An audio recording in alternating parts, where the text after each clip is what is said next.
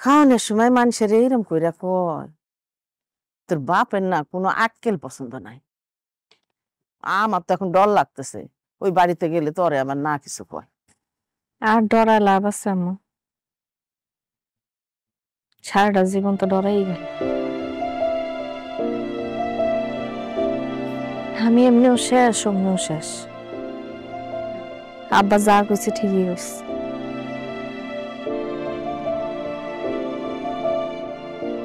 মা হইয়া যে কেমনে কই তারপরে না কয়ে পারতেছি না। তুই জামাইরে নিষেধ করতে পারিস না?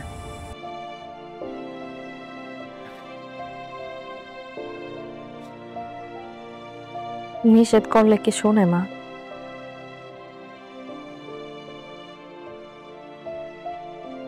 আমার যন্ত্রণার কথা, কষ্টের কথা কখনো তোমার কইছি? কখনো কই নাই। নিজের লগে যা হইছে সব আমি মুখ বুইজা সহ্য করছি। ভালা ঘর দেখা বিয়া দিছিলাম না, যে বয়সে আমার পড়ালেখা করার কথা, খেলাধুলা করার কথা, আমার এমন একটা লোকের লগে বিয়া দিয়ে দিছ। তার বাপের স্বপ্ন এটা পূরণ করার লাগবো। স্বপ্ন পূরণ করতেছে বলি হইতেছি আমি। তিলে তিলে জীবনটা শেষ হয়ে যাইতেছে। তোর বাপারে কত করে নিষেধ করছি,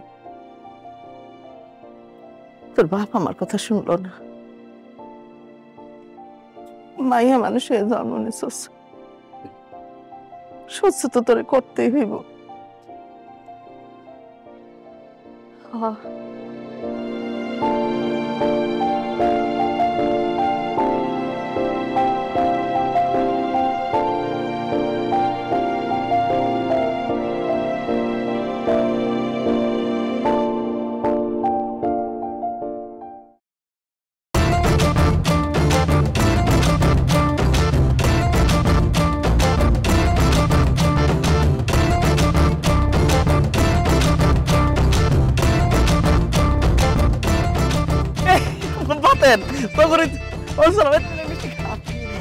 তখনই তো খুঁজতেছিলাম।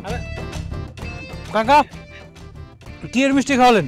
জনাল বাইরে দেখে খালি দুমায় মিষ্টি বিলাইতেছে, আপনি আবার কি মিষ্টি দিলেন?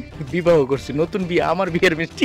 হ্যাঁ কোন কি বিবাহ করছেন মানে? কোনো আওয়াজ মাওয়াজ পেলাম না, ঠাস করে আপনি বিয়া করে লাইলেন। কাকে কোন জায়গা? ডিভোর্সি মাইয়া, 3 বাচ্চা, ভোট।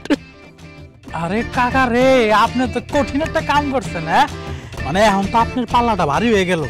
এই খবর যদি জয়নাল ভাই হুনে নির্ঘাত খাড়ার উপরে হাত ফেল করে মরে যাবে। বাতেন রে, জয়নাল রে খবরটা দে, যাই অনেক জায়গায় মিষ্টি খাওয়াইতে হইব। আর নতুন বিয়ে করছি, বউর একটু সময় দিতে হইব না, আবার বাড়ি যেতে হইব। জানতেলে কি খুশি হয়েছে। হ্যাঁ এইবার খেলা জমবো রে।